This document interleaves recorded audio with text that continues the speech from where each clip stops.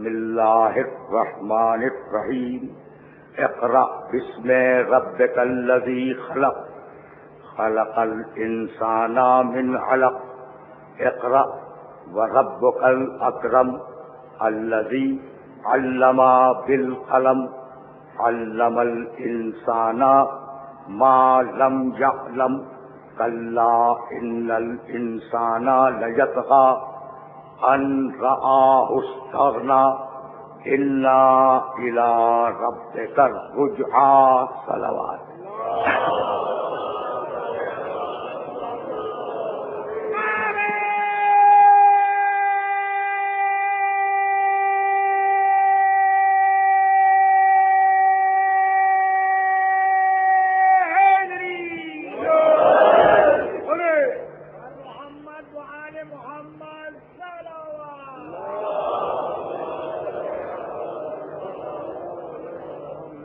عزیزان محترم، عالمی معاشرہ اور قرآن حکیم کے عنوان سے ہم نے جس سلسلہ گفتگو کا آغاز کیا ہے وہ سلسلہ گفتگو اپنے تیسرے مرحلے میں داخل ہو رہا ہے.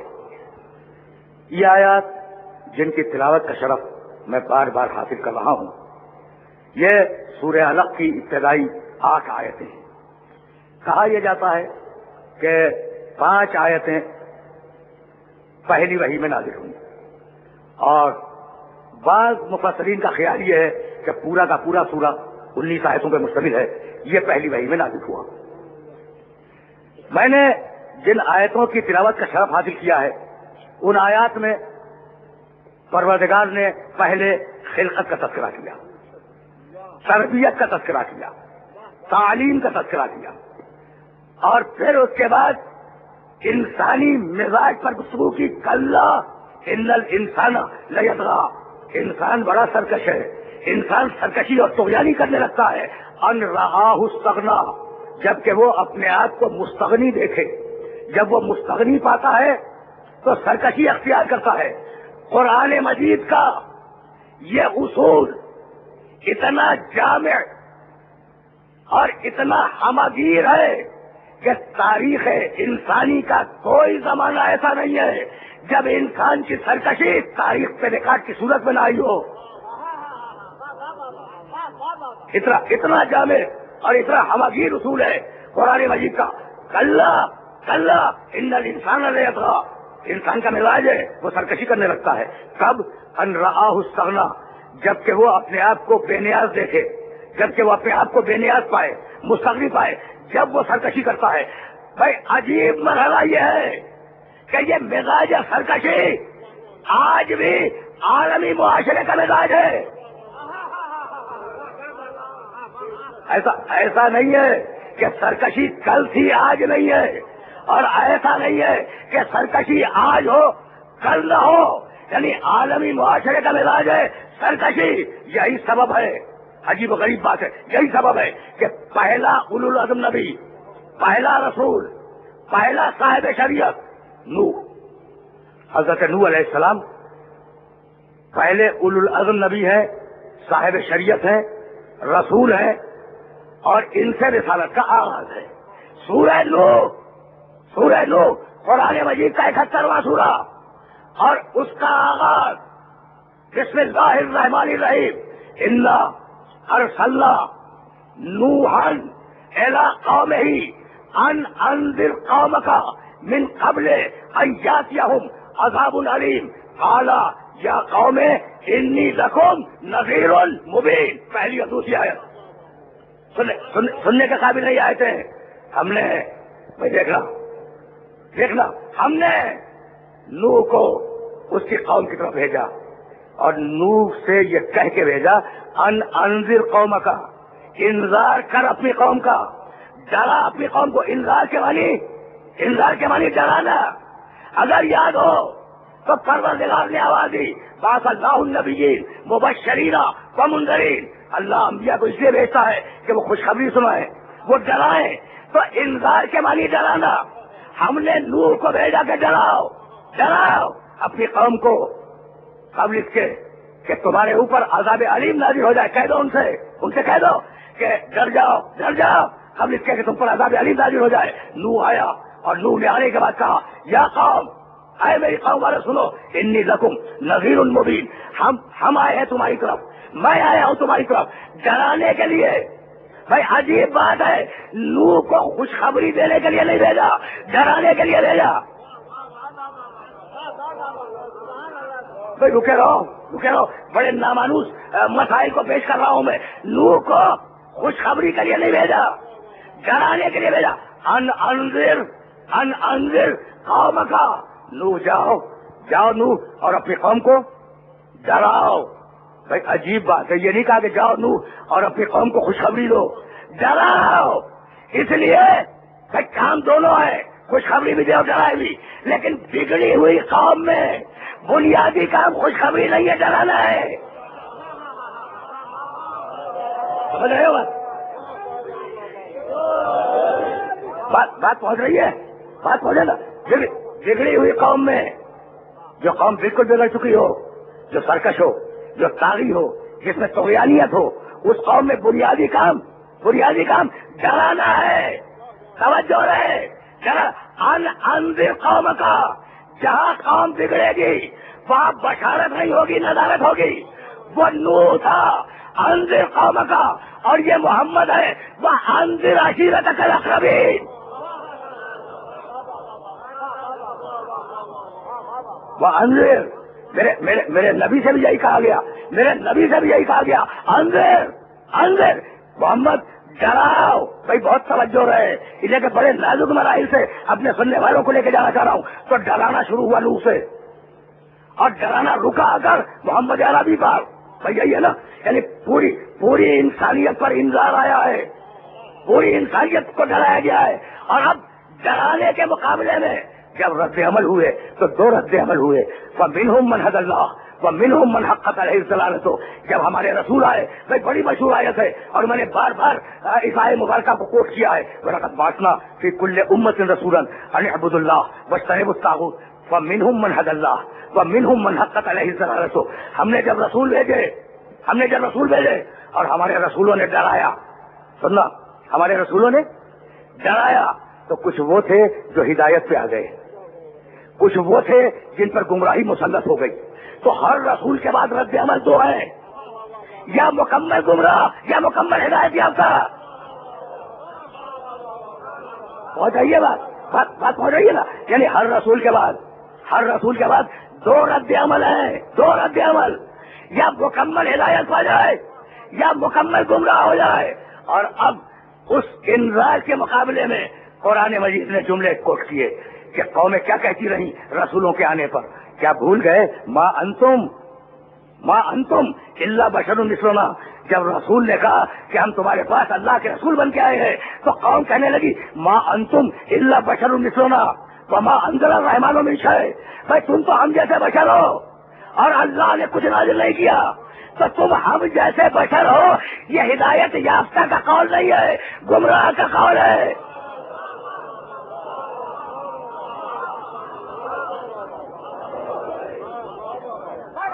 سنتے جاؤ،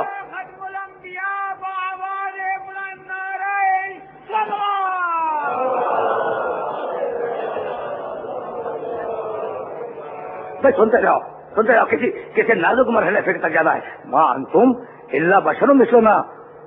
جب قوموں کے سامنے رسول آئے تو قومیں کہنے لگی تم تو ہم جیسے بشر ہو، وما انزل الرحمن من شيء، اور رحمان نے کچھ نازل نہیں کیا، رحمان نے کچھ نہیں بھیجا، نہ وحی ہے نہ کتاب ہے۔ تم جو وحی کا تذکرہ کر رہے ہو، تم جو کتاب کے نازل ہونے کا دعویٰ کر رہے ہو، یہ سب غلط۔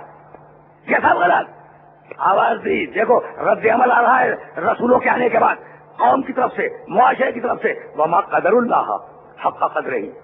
یہ عجیب لوگ ہیں، یہ عجیب انسان ہیں، اللہ تک کی قدر نہیں کی، اللہ تک کی قدر نہیں کی۔ وقالو، اور کہنے لگے کہ اللہ کسی بشر پر کوئی شے نازل نہیں کرتا۔ بھائی عجیب بات ہے، ما انزل اللہ علی بشر من شیء، اللہ نے کسی بشر پر کوئی شے نازل نہیں کی ہے۔ بھائی سنتے جا رہے ہو نا، یہ رد عمل ہے جو قوموں کی طرف سے آ رہا ہے۔ تو نوح کی قوم نے کہا کچھ نازل نہیں کیا۔ آرام سے سننا، آرام سے، اس لیے کہ بڑے نازک مرحلے پہ لے آیا ہوں میں. قوم ابراہیم نے کہا اللہ نے کچھ نازل نہیں کیا. یہ قاعدہ کلیہ ہے قرآن کا. قوم موسیٰ نے جب موسیٰ نے کہا میں رسول ہوں، قوم کہنے لگی کچھ نازل نہیں کیا. عیسیٰ نے کہا میں رسول ہوں، قوم کہنے لگی کچھ نازل نہیں کیا. بھائی توجہ رہے، توجہ رہے. تو قوموں کا مزاج یہ ہے کہ جب رسول آئے تو قید مانزل رحمان من شے، رحمان نے کوئی شے نازل نہیں کی ہے. تو کافروں کا قول کیا ہے کہ رحمان نے کوئی شے نازل نہیں کی ہے. نوح کے زمانے میں، ابراہیم کے زمانے میں، موسیٰ کے زمانے میں، عیسیٰ کے زمانے میں، محمد رسول اللہ کے زمانے میں جب بھی آیت پڑھی گئی، جب بھی قرآن پیش کیا گیا، جب بھی توریت پیش کی گئی، جب بھی انجیل پیش کی گئی، عیسیٰ علیہ السلام نے قوم نے یہی کہا، قوم نے یہی کہا کہ مانزل الرحمان من شے، اللہ نے کچھ نازل نہیں کیا.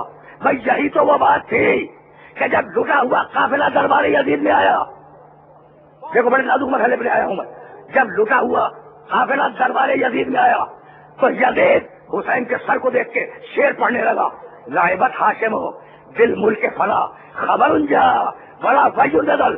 بنی ہاشم نے حکومت کے لیے ڈھونگ رچایا تھا، ورنہ کیسی وہی، کیسا فرشتہ، کوئی فرشتہ نہیں آیا، کوئی وہی نہیں آئی. تو وہ جو سب کہتے آئے تھے،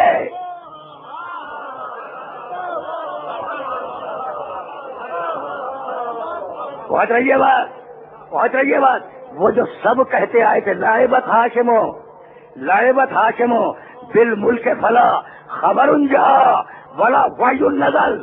بنی ہاشم نے حکومت کے لیے ڈھونگ رچایا تھا.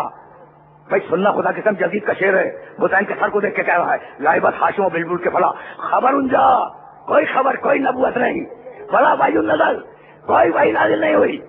ماضی کے صیغے ہیں، یعنی انکار کر رہا ہے وحی الہی کا. بھائی توجہ رہے، توجہ رہے، انکار کر رہا ہے وحی الہی کا. اب یہ وحی الہی کا انکار نوح کا انکار ہے، ابراہیم کا انکار ہے، موسیٰ کا انکار ہے، عیسیٰ کا انکار ہے، محمد کا انکار ہے. اس لیے کہ ہر زمانے میں ان پیغمبروں کے مقابلے میں یہی کہا گیا کہ کوئی وحی نہیں آئی، کوئی خبر نہیں آئی، کوئی نبوت نہیں ہے. اگر یزید کو کوئی جواب نہ دے،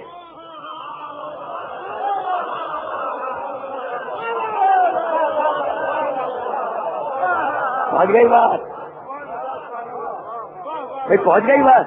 سن رہے ہو نا، سن رہے ہو.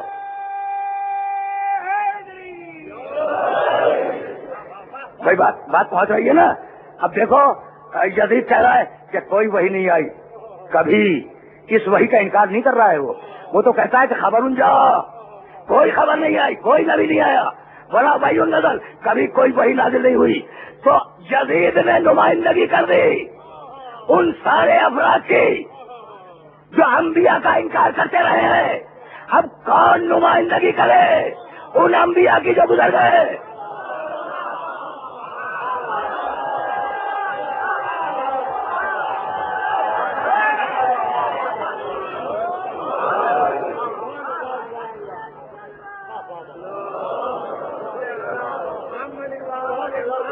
دیکھ رہے ہو نا، دیکھ رہے ہو.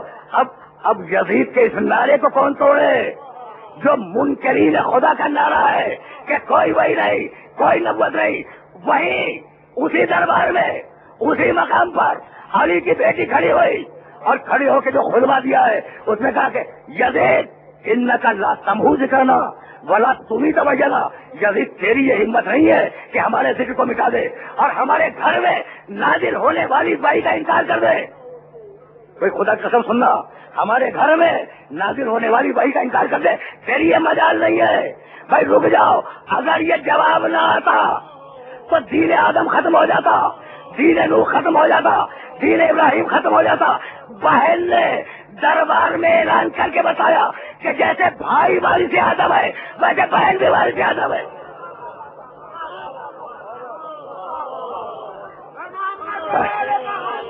عجیب مزہ.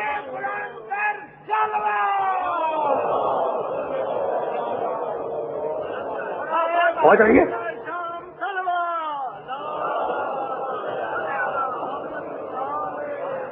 بھائی، پہنچ رہی ہے نا بات پہنچ رہی ہے میرے محترم سننے والوں تک. تو اب یہی روک کر دیکھو موضوع کے کچھ تقاضے ہیں نا، عالمی معاشرہ اور قرآن حکیم، اور تم اس ملک کے سب سے زیادہ پڑھے لکھے شہری ہو. تو اس لیے میں اب عادت بنا رہا ہوں کہ ان نامانوس موضوعات پہ گفتگو کی جائے جن سے کان عموماً آشنا نہیں ہے. دیکھو عالمی معاشرہ یہ کوئی ممبر کا موضوع ہے، لیکن ہر موضوع ممبر کا ہے اگر دین سے متصل ہو. سمجھ رہے ہو نا؟ اور میں اپنے ایک اجنبی دوست کو اسی ممبر سے ایک جواب بھی دے دوں. میں نے 2 دن تک آیت کی تلاوت کی، بسم اللہ الرحمن الرحیم، اقرأ باسم ربک الذی خلق. بے اسم، میں شکر گزار ہوں اپنے اس دوست کا، گمنام دوست کا، جس نے ٹیلی فون پہ مجھ سے کہا کہ سارے قرآن میں لکھا ہے اقرأ باسم ربک. تو ٹھیک ہے، میں نے 2 دن تک بے اسم ربک سے تلاوت کی اور اب بسم ربک سے تلاوت کروں گا. لیکن یہ یاد رہے کہ یہ بھی ایک قرأت ہے، بے اسم ربک کا قرأت ہے، اگرچہ شاد صحیح لیکن قرأت ہے. ممبر پر آنے والا قرآن کو کافی نہیں سمجھتا مگر جانتا ہے.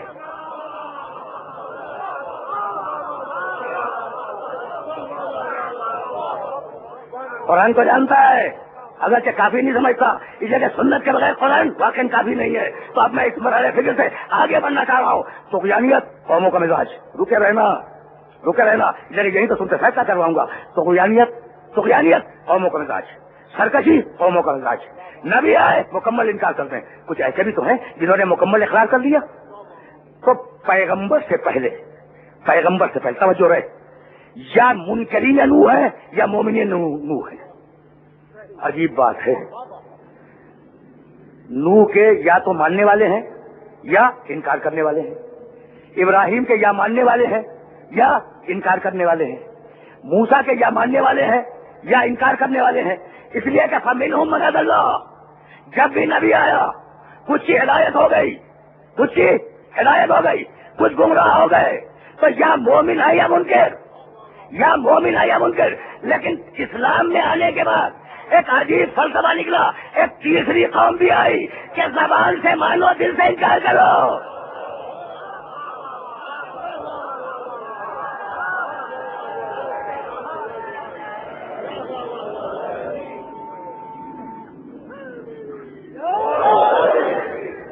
سمجھ رہے ہو؟ یا رک کے 2 جملے کہتا جاؤں پھر واپس جاؤں گا. یعنی بھائی یا تو پورا رسول مان لو یا پورے رسول کا انکار کر لو. بھائی یہ تو نہیں ہوگا نا کہ آدھا مانو آدھا سے انکار کرو.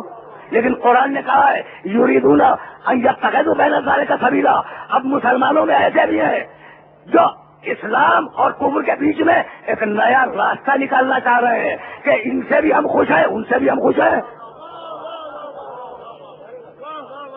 ان سے بھی ہم راضی، ان سے بھی ہم راضی. تو اب نیا راستہ کیا نکالا؟ بھائی جو موسیٰ کو مان رہا ہے وہ ان کی ہر بات کو مان رہا ہے، اور جو موسیٰ کا منکر ہے وہ موسیٰ کی ہر بات کا منکر ہے. ٹھیک ہے نا؟ یہی ہونا چاہیے نا. دیکھو جہاں بیٹھے ہوئے ہو تو میں متوجہ کر رہا ہوں. عیسیٰ کے زمانے میں جس نے عیسیٰ کو مان لیا پورے عیسیٰ کو مانا ہے نا. اچھا، اور جسے انکار کر دیا پورے عیسیٰ کا انکار کیا.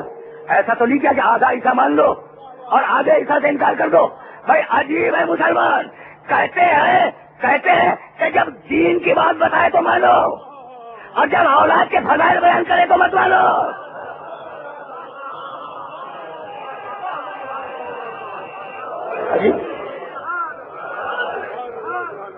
کہنے لگے کہ ہاں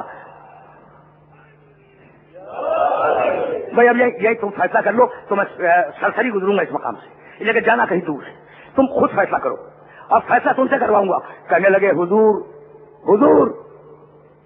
عالمین کا سب سے بڑا نبی ہے نا، خاتم النبیین ہے. کہا کہ حضور بشر بھی تو تھے، وہی بات جو کافر کہہ رہا تھا.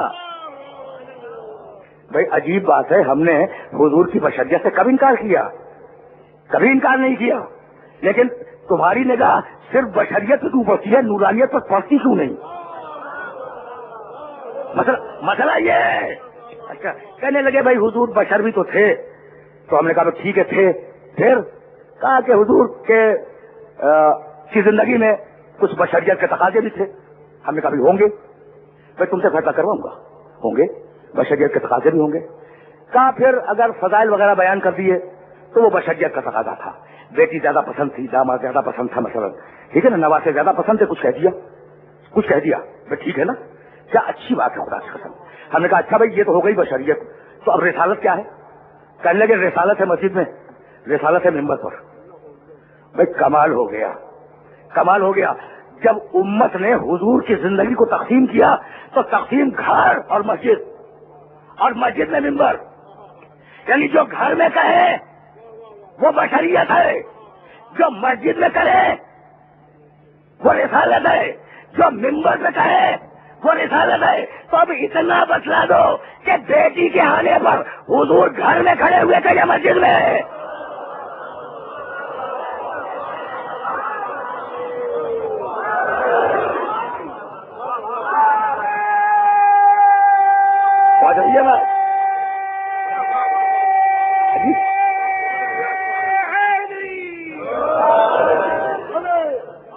بھائی عجیب بات ہے, بیٹی کے آنے پر حضور گھر میں کھڑے ہوئے یا مسجد میں؟ بھائی حسنین کے لیے ناقہ گھر میں بنے یا مسجد میں؟ علی کو مولا حجرے میں بنایا یا غدیر کے منبر سے؟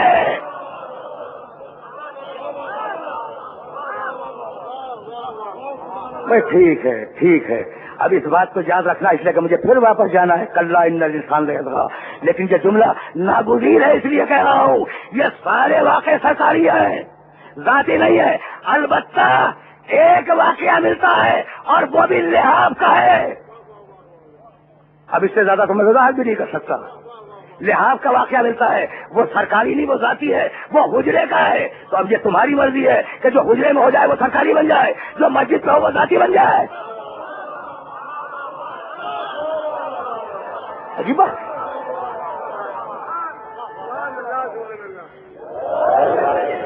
عجیب بات ہے نا.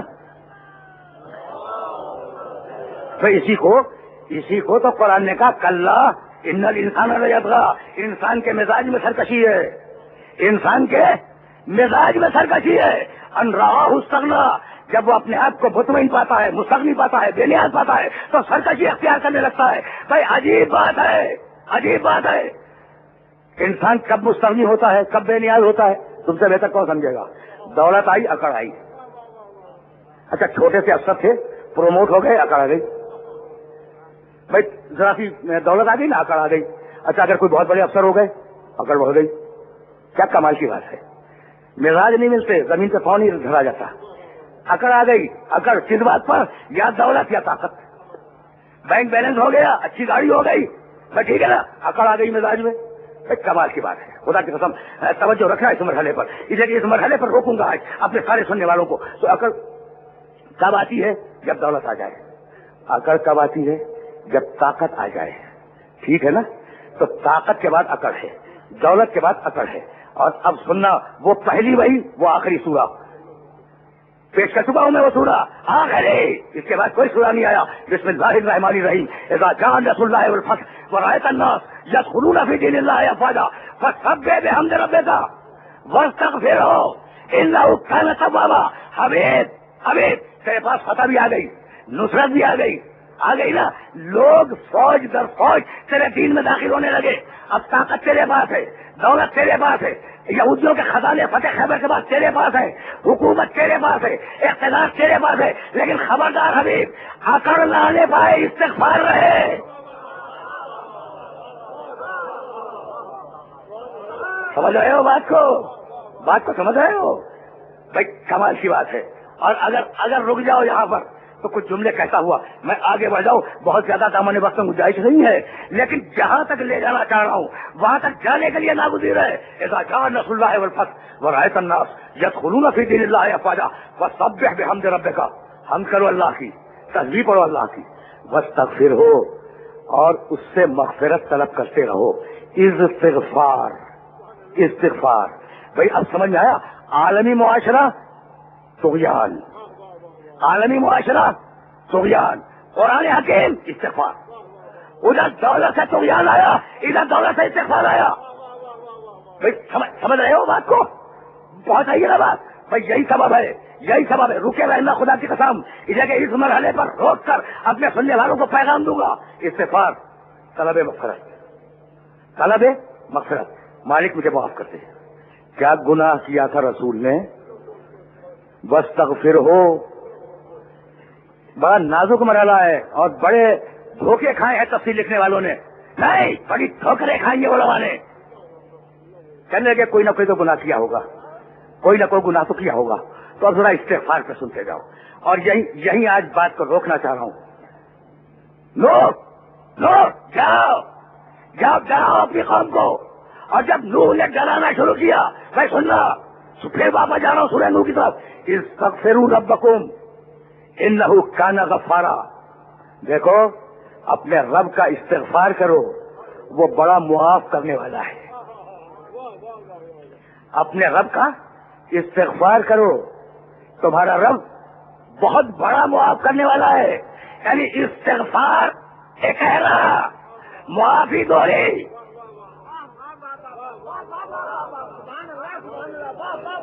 دیکھو ایک جملہ سنتے جاؤ اور یہ جملہ تمہارے کبھی کام آ جائے گا.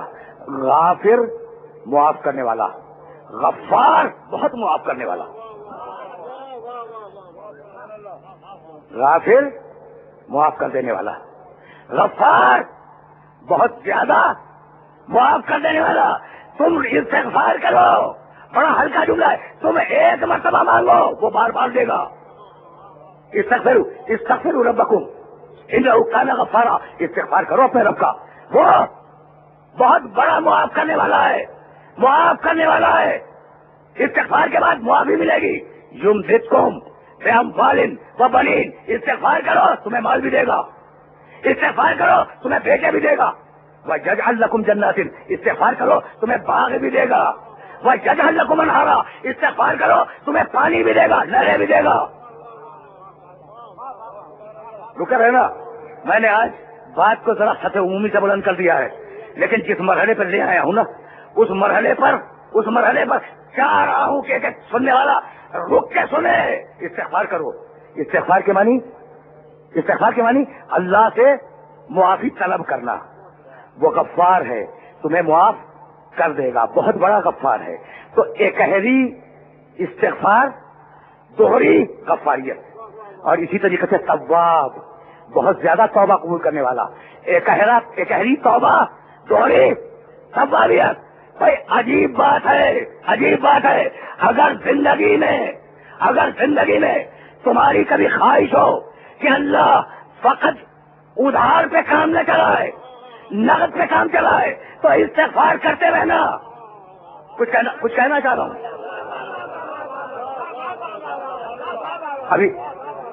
ابھی تمہارے سامنے اس مسئلے کو رکھوں گا. بڑا عجوبہ مسئلہ ہے نا جو میں چھیڑ رہا ہوں، تو نتیجہ بھی بڑا عجوبہ ہوگا. اور وہیں تک تمہیں لے جانا چاہ رہا ہوں. دیکھو صحیح کاملہ، صحیح سجاد کی دعاؤں کا مجموعہ، کتنے استغفار ہیں. رسول کا حکم ہے استغفار کرو، رسول کا استغفار، ٹھیک ہے نا. اور دعائیں کمیل ہی اٹھا کے دیکھ لو، علی کے کتنے استغفار ہیں. کیا کمال کی بات ہے. کون سے گناہ کیے تھے، ہے نا. تو اب بھائی بہت توجہ ہے اس جگہ، اس نازک مرحلے پر جو فکر ہدیہ کرنا چاہ رہا ہوں، وہ فکر بڑی ضروری ہے. استغفروا ربکم، اپنے رب کا استغفار کرو. انہ کان غفارا، وہ تو بڑا قدیم مغفرت کرنے والا ہے. اب آج تک میری سمجھ میں نہ آیا کہ تمہارا رب اتنا غفار، تمہارا رب اتنا تواب، تمہارا رب رب العالمین، تمہارا رب خلقت دینے والا، عطا کرنے والا، تمہارا رب تمہیں صورتیں دینے والا، تمہارا رب تمہیں تعلیم دینے والا کتنا رب العالمین ہے، کتنا رحمان ہے، کتنا رحیم ہے. وہ تاریخ قرآن کا واقعہ کہ جب زلیخا نے اقدام کرنا چاہا یوسف کی طرف، تو پہلے اپنے بت پہ پردہ ڈال دیا. بھائی کیا کمال کا مرحلہ ہے. اس نے پہلے اپنے بت پر پردہ ڈال دیا. کتنی ہیبت تھی زلیخا کے دل میں اس سنگ تلاش کے تلاشے میں بت کی. اگر اتنی ہیبت رب العالمین کی تمہارے دل میں آ جائے تو تم بھی اس مرحلے پہ آ جاؤ کہ بے اختیار سجدہ ہو، بے اختیار تسبیح ہو، بے اختیار عبادتیں ہو. میں پہنچانا ہی چاہ رہا تھا. میں اکثر سوچتا ہوں، اور تمہیں بھی میرے ساتھ سوچنا چاہیے کہ اگر سنگ تلاش کے اس مجسمے کی اتنی ہیبت ہو تو جو رب العالمین ہے اس کی کتنی ہیبت ہوگی. اگر انسان اسے ذہن میں رکھ لے تو سارے گناہوں سے بچ جائے گا. تو پہلی منزل ہے کہ گناہ کے لیے استغفار کرو. रुके रहना, खुदा की कसम। तर्जुमा आयतों को मैं पेश कर चुका हूँ। हजरत अब्दुल्ला इब्न अब्बास, आज से 17 साल कबल मैंने 17 या 18 साल कबल मैंने महफिल शायर खुरासान में तकरीर करते हुए छोटा सा वाकया पेश किया था, और उस वाकये को इस्तिग़फ़ारी के हवाले से आज कोट कर रहा हूँ। एक शख्स आया अली के पास, और हजरत अब्दुल्ला इब्न अब्बास रज़ी अल्लाह ताला अन्हु अली के पहलू में बैठे हैं। अच्छा, पहचानते हो हिब्रुल उम्मत, उम्मत के सबसे बड़े आलिम अब्दुल्ला इब्न अब्बास। कौन? हिब्रुल उम्मत, उम्मत के सबसे बड़े आलिम, मुफस्सिर कुरान, ये उनके लक़ब हैं।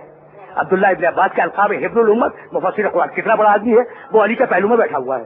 एक शख्स आया, कहने लगा या अली बड़े गुनाह हुए, बड़े गुनाह हुए। कहा अच्छा, फिर? कहा या अली कोई तरीका बता दो कि मेरे गुनाह माफ हो जाए। कहा इस्तिग़फ़ार कर, इस्तिग़फ़ार इस्तिग़फ़ार कर। चला गया। एक शख्स आया कि या अली, अच्छा एक ही शख्स की बातें हैं, या अली मैं बहुत गरीब हूं, 2 वक्त की रोटी भी ठीक से चलती नहीं। ठीक। कहा फिर? कहा अली कोई तरीका बता दो कि 2 वक्त की रोटी तो ठीक से चलने लगे। कहा इस्तिग़फ़ार कर।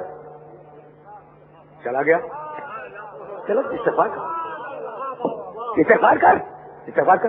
अच्छा, अब्दुल्ला इब्न अब्बास के कान खड़े हुए कि भाई उसने कहा मेरे गुनाह बहुत ज्यादा है, कहा इस्तिग़फ़ार कर। इसने कहा मेरे पास माल नहीं है, कहा इस्तिग़फ़ार कर। कोई तीसरा आ गया, कहने लगा या अली, या अली अल्लाह ने मुझे सब कुछ दिया है, बेटा नहीं है, बस दुआ कर दो, दुआ कर दो, तुम कुछ कर दो कि अल्लाह मुझे बेटा दे दे। कहा इस्तिग़फ़ार कर।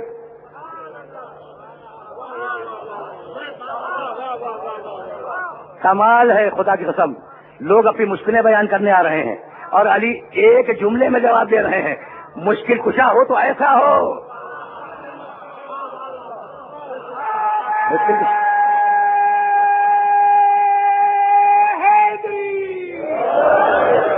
मुश्किल कुशा हो तो ऐसा हो। का बेटा नहीं है, या अली बेटा नहीं है, का इस्तिग़फ़ार कर। गुनाह बहुत है, इस्तिग़फ़ार कर। ठीक। माल नहीं है, इस्तिग़फ़ार कर। बेटा नहीं है, इस्तिग़फ़ार कर। यानी कमाल की बात है ना। अच्छा, एक शख्स आया कि या अली मैंने बड़ी मेहनत से बाग लगाया था और वो बाग खुश्क हो गया, फल आते हैं खराब हो जाते हैं। कहा इस्तिग़फ़ार कर, इस्तिग़फ़ार कर। अब्दुल्ला इब्न अब्बास परेशान हुए और घुटना दबाने लगे अली का कि कर क्या रहे हैं। कोई और आ गया, कोई और आ गया, कोई और आ गया। कहा या अली हम गांव वालों ने बड़ी मेहनत से नहर खोदी थी और नहर खोद के अपने गांव तक आए थे, नहर खुश्क हो गई, अब क्या करें या अली। कहा इस्तिग़फ़ार कर।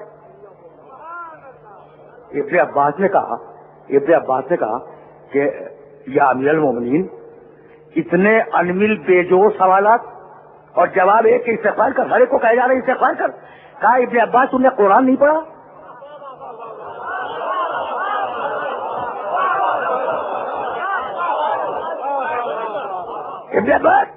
इब्न अब्बास तुमने कुरान नहीं पढ़ा? किससे कह रहे हैं? मुफस्सिर कुरान, हिब्रुल उम्मत, हिब्रुल उम्मत, मुफस्सिर कुरान।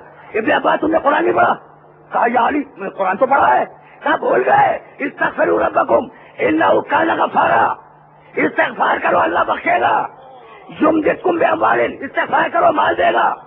व बनीना, इस्तिग़फ़ार करो बेटे देगा। व यजअल लकुम जन्नातिन, इस्तिग़फ़ार करो बाग देगा। व यजअल लकुम अनहारा, इस्तिग़फ़ार करो नहरें देगा।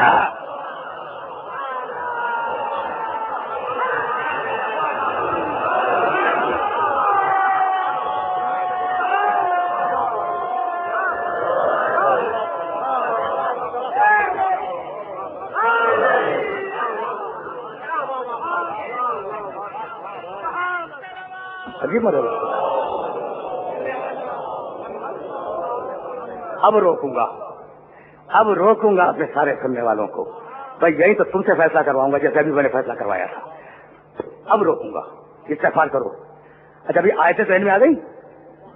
कहने लगे या अली ऐसा लगता है। जब अली ने आयतें पढ़ी ना तो फरमाने लगे हजरत इब्न अब्बास रज़ी अल्लाह ताला अन्हु कि या अली ऐसा लगता है जैसे ये आयतें मैंने पहली बार सुनी हो, पहली बार नाजिल हुई हो। मुस्कुरा के कहा कि नाजिल तो बहुत पहले हो गई है, समझे अब वो।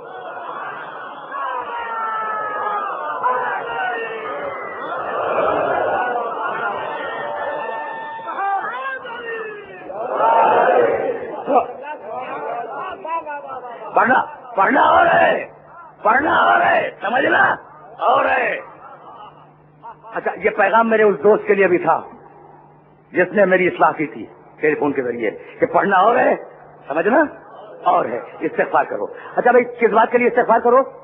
گناہوں کے لیے. بھائی سمجھو گے استغفار کس چیز کے لیے؟ گناہوں کے لیے. اب تک تو یہ سنتے ہیں نا کہ گناہ کے لیے استغفار. بیٹا چاہیے استغفار کرو. بھائی توجہ رہے. مال چاہیے استغفار کرو. بھائی اگر کسی نے کوئی گناہ نہ کیا ہو لیکن بیٹا نہیں ہے تو کیا استغفار نہ کرے؟ بہت دقیق مرحلہ فکر ہے، بہت دقیق مرحلہ فکر ہے. کوئی ایسا سوچو متقی پرہیزگار آدمی جس نے کوئی گناہ نہیں کیا، کوئی گناہ نہیں کیا ہی نہیں، ٹھیک ہے نا. اچھا اس کا بیٹا نہیں ہے تو کیا تمہارا خیال یہ کہ استغفار نہ کرے گا نا؟ کس چیز کے لیے؟ گناہ کے لیے نہیں، گناہ کے لیے نہیں، بیٹے کے لیے. اچھا کسی کے پاس بیٹا ہے مال نہیں ہے لیکن گنہگار نہیں ہے، وہ استغفار کرے گا نا؟ بھائی توجہ رہے استغفار کرے گا. کوئی گناہ کے لیے کرے گا، کوئی مال کے لیے کرے گا، کوئی زہروں کے لیے کرے گا، کوئی باغات کے لیے کرے گا. تو اب سمجھ میں آیا کہ آل محمد کے استغفار نہ ہوتے تو آج یہ نسلیں بھی نہ ہوتی، یہ دنیا بھی نہ ہوتی.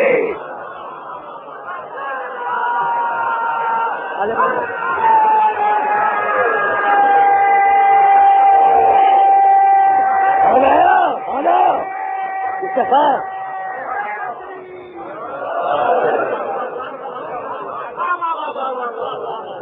سمجھ رہے ہو بھائی؟ ایسے سمجھو قرآن کو ایسے سمجھو. اگر آل محمد کے استغفار نہ ہوتے تو نہ بیٹے ہوتے، نہ مال و دولت ہوتے، نہ نہریں ہوتی، نہ باغات ہوتے.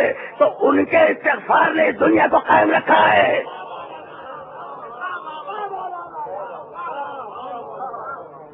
میرے دوستوں میرے عزیزوں، استغفار فقط گناہ پہ نہیں ہوتا.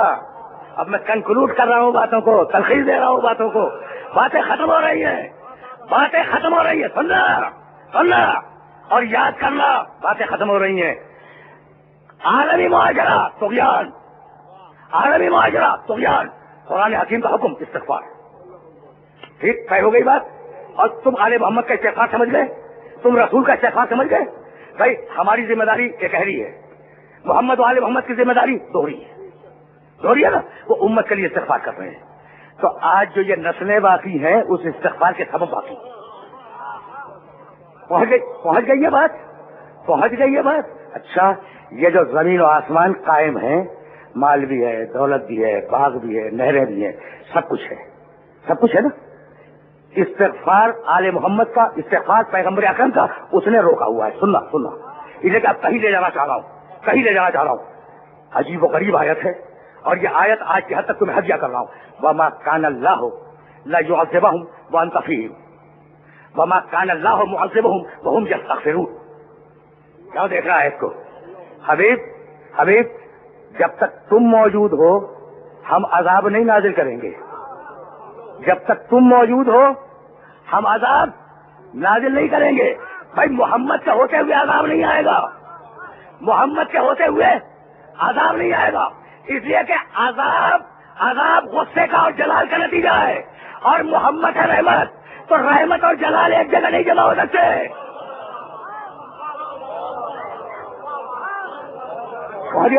بات پہنچ گئی.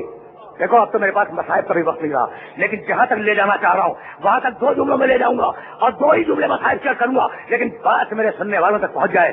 وما كان الله لا يعذبهم وانت فيهم. حبیب اللہ کبھی عذاب نازل نہیں کرے گا، کبھی نہیں کرے گا جب تک تو موجود ہے. کیوں؟ اس جگہ رسول رحمت اور عذاب ہے غضب، تو رحمت اور غضب ایک ساتھ جمع ہو سکتے. وما كان الله معذبهم وهم يستغفرون. اور عذاب روکنے کا ایک طریقہ اور بھی ہے، استغفار کریں ہم عذاب کو روکے رکھیں گے. بس میرے دوستوں میرے عزیزوں رک جاؤ، استغفار کرو. بھائی 2 ہی طریقے ہیں عذاب روکنے کے، یا رسول موجود ہو اور یا استغفار ہو. ٹھیک ہے نا؟ تیسرا تو کوئی طریقہ نہیں ہے. عذاب روکنے کا تیسرا کوئی طریقہ نہیں ہے، یا رسول ہو یا استغفار ہو. بھائی توجہ رہے. آج جو میں جملہ کہہ رہا ہوں اسے قیامت تک یاد رکھنا. ملت اسلامیہ میں، پوری دنیا کی بات کر رہا ہوں میں، مسلمان جہاں جہاں بھی ہیں، ملت اسلامیہ میں کوئی برائی ایسی نہیں ہے جو پچھلی امتوں میں ہو اور اس میں نہ ہو.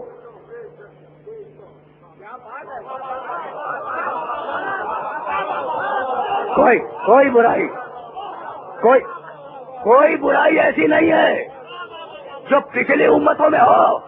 کئی الذین طغوا فی البلاد. بسم اللہ الرحمن الرحیم والفجر وليال عشر والشفع والوتر